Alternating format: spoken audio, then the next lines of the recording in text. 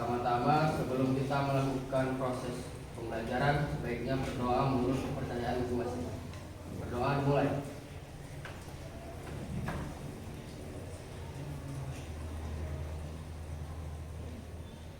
Doa selesai. Alhamdulillah. Baiklah, Nak. Ketua kelas, apakah ada yang tidak hadir hari ini? Hadir semua. Misalnya, Nak. Atika, Aulia, Bella, Bunga Luis, Cun Intan, Della, Denada, Desi, Zulkarnain. Alhamdulillah, hadir semua ya, Nak. Baiklah, udah siap ya mengikuti pembelajaran hari ini? Silakan siapkan buku pelajarannya, keluarkan bukunya ke atas meja. Buku selain buku biografi disimpan seperti dahulu. Nah, sebelum kita masuk pembelajaran kita hari ini, Ibu ingin menanyakan kepada anak-anak Ibu semua. Adakah yang masih ingat tentang materi pembelajaran kita minggu lalu? Masih? Minggu lalu kita udah belajar apa? Struktur keuangan desa.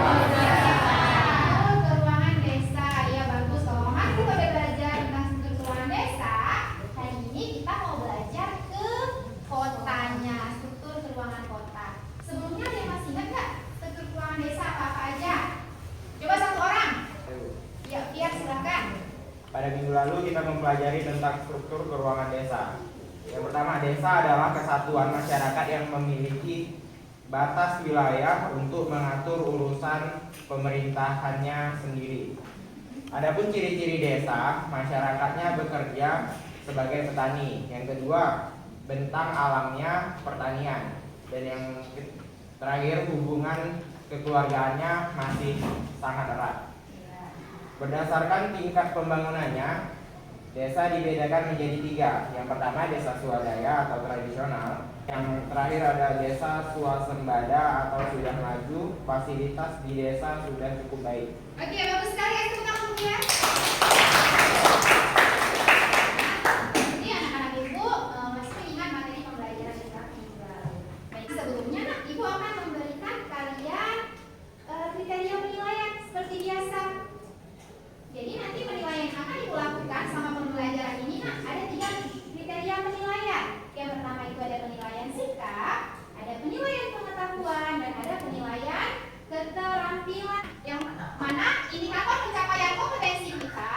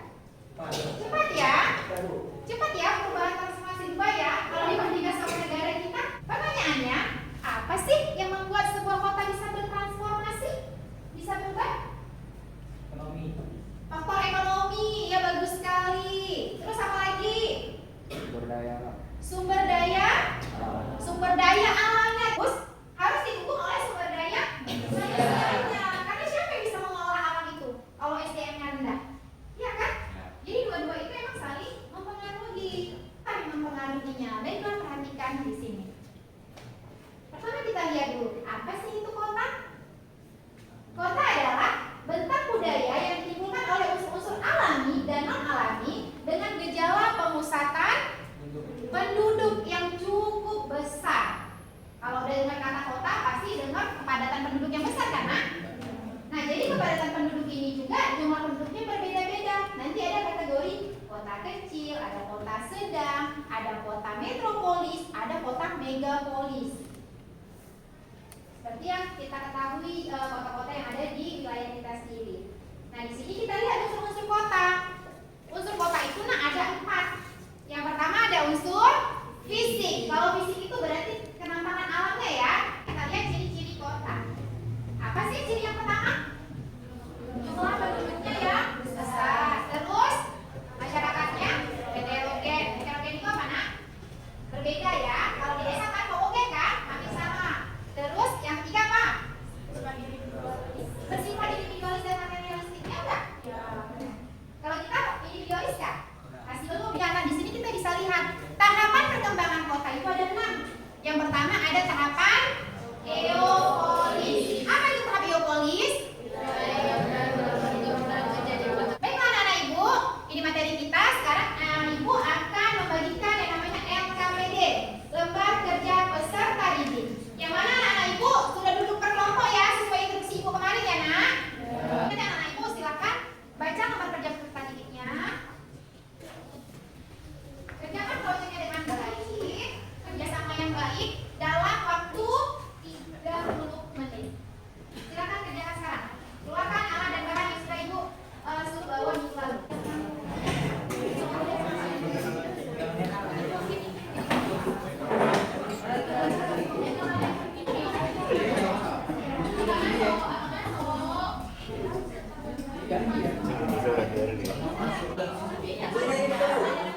Ya.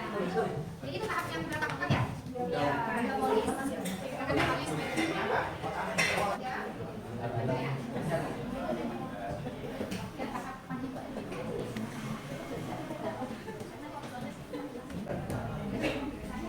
Baik, assalamualaikum warahmatullahi wabarakatuh. Waalaikumsalam warahmatullahi wabarakatuh. Salam sejahtera untuk kita semuanya. Selamat pagi semuanya. Pagi. Masih semangat belajarnya kan?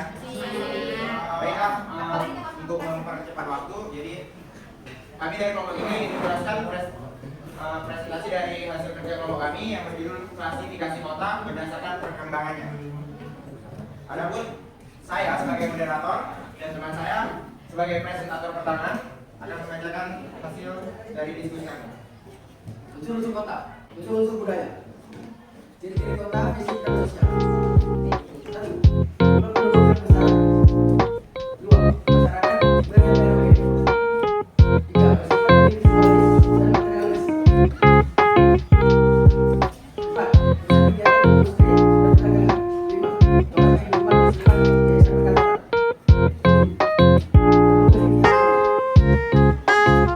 Selanjutnya adalah klasifikasi kota yang dilakukan oleh presentator kedua.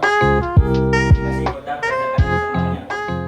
Malah tahap eopolis. Tahap ini menjadi awal pembentukan kota yang sebenarnya berangkat dari daerah pedesaan. Perekonomian mereka didasarkan pada peradaban menurun.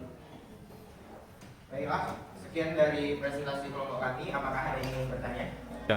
Saya berdasarkan ciri-cirinya Aceh Tamiang ini masuk ke tahapan kota yang mana? Belum jelaskan.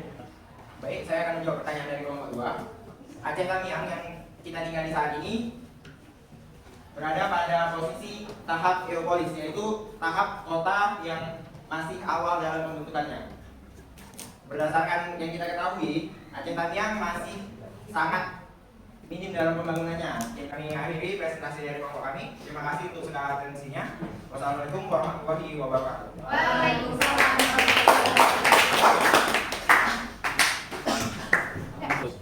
Alhamdulillah, 3 kelompok semua telah melakukan presentasi pembuatan proyek poster tentang struktur keuangan kota ya, Nak, ya. Semua telah dapat melaksanakan pembuatan proyek dengan baik dan melakukan presentasi dengan baik. Yang mana pada tahapan perkembangan kota ini tadi, anak-anak ibu semua berarti sudah paham. Ada berapa tahapan, Nak? Ada 6 ya. Ada tahapan eopolis, ada tahapan polis. Itu akan mengumumkan kelompok terbaik yang telah melakukan presentasi pada hari ini. Kelompok terbaik jatuh pada kelompok berapa ya? Kelompok 3. Baik semua lagi ya.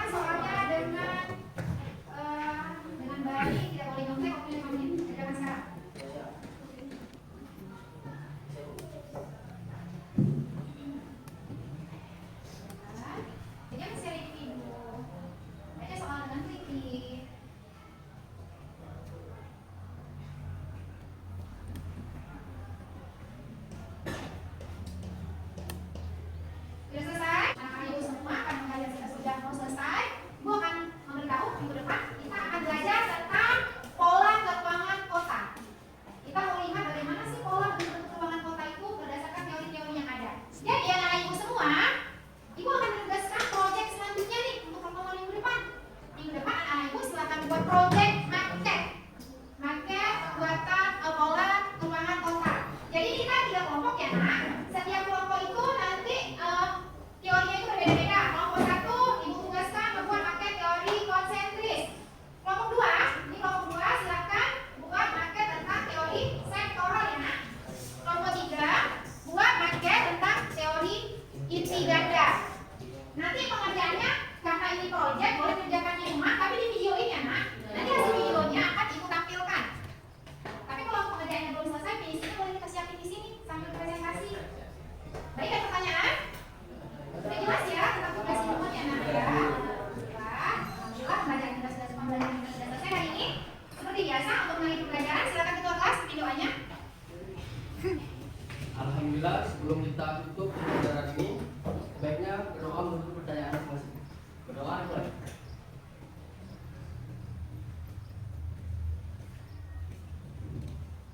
Berdoa Tuhan. Alhamdulillah. Terima kasih anak ibu untuk semangatnya hari ini, untuk kerjasamanya hari ini. Insya Allah kita ketemu lagi minggu depan. Ya, komentar ini buat jadi waktu lagi